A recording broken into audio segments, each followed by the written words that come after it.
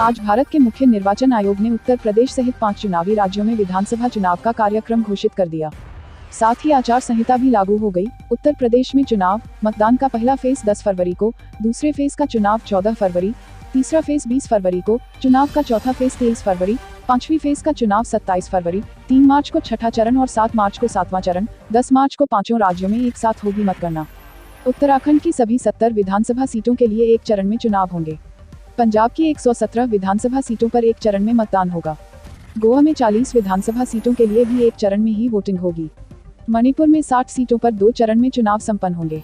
14 फरवरी को यूपी के साथ ही पंजाब, गोवा और उत्तराखंड में वोटिंग होगी। इन 3 राज्यों में एक ही चरण में वोटिंग होगी। मणिपुर में 27 फरवरी और 3 मार्च को 2 चरणों में वोटिंग होगी।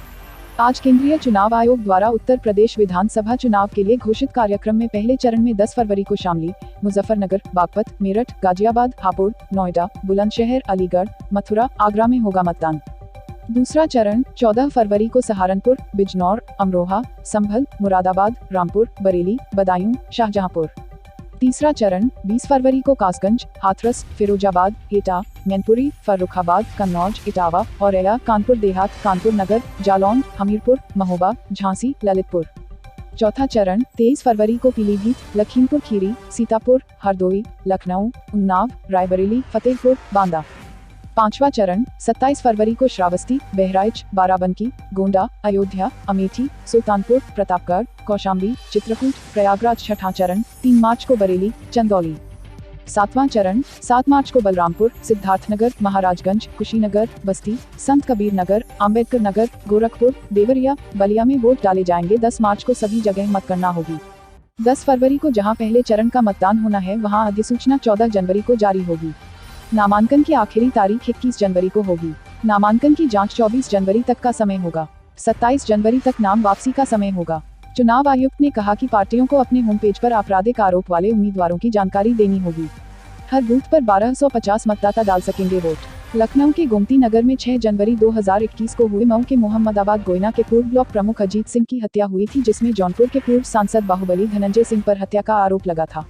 पुलिस ने धनंजय सिंह पर 25,000 का इनाम घोषित किया और चार्जशीट दाखिल कर दी थी, लेकिन अब इस हत्याकांड की जांच एटीएस को सौंप दी गई है। इसके आदेश एडीजी कानून व्यवस्था प्रशांत कुमार द्वारा जारी किया गया। आज उत्तर प्रदेश के मुख्यमंत्री योगी आदित्यनाथ ने लखनऊ में दूरदर्शन के यूपी कॉन्क्लेव में कहा, विधानसभा चुनाव के लिए विपक्ष के पास कोई मुद्दा नहीं है और संकट के समय कोई विपक्षी नेता मैदान में नहीं दिखाई दिया। कोरोना की पहली और दूसरी लहर में इनका कोई अता पता नहीं था, सब केवल ट्विटर पर बयानबाजी करते रहे। योगी ने कहा, हम तीसरी लहर के लिए तैयार है। आज उत्तर प्रदेश का हर जिला ऑक्सीजन में आत्मनिर्भर है। योगी आदित्यनाथ ने कहा, अयोध्या में भव्य राम मंदिर बन जाने पर जन्मभूमि के लिए जितने भी लोग शहीद हुए हैं उनका भव्य स्मारक बनाया जाएगा। उन्होंने कहा, जो भारत की परंपरा और संस्कृति को नष्ट करना चाहते थे आज उनका नामो निशान मिट गया है। पंजाब विधानसभा चुनाव की घोषणा से ठीक पहले प्रदेश पुलिस को नया डीजीपी मिल गया। 1987 बैच के आईपीएस अधिकारी वीरेश कुमार भावरा को पंजाब पुलिस का नया स्थायी मुखिया बनाया गया है। वो आईपीएस अधिकारी डीजीपी सिद्धार्थ चट्टोपाध्याय का स्थान लेंगे। उत्तर प्रदेश विधानसभा चुनाव का बिगुल बजते ही समाजवादी पार्टी के प्रमुख पूर्व मुख्यमंत्री अखिलेश यादव ने घोषणा की कि अगर उत्तर प्रदेश में उनकी समाजवादी पार्टी की सरकार बनेगी तो नौजवान छात्र छात्राओं को लैपटॉप के साथ मेधावी नौजवानों को उच्च शिक्षा के लिए विदेश भेजने की व्यवस्था की जाएगी, जिसके लिए अलग से फंड बनाया जाएगा। लखनऊ में आज युवाओं को टीकाकरण अभियान तेज किया गया, जिसमें 17 वर्षीय कृष्णा यादव डीपीएस का छात्र उत्साहित। Subscribe Aviral Times for latest news update and press the bell icon to get all the latest video update.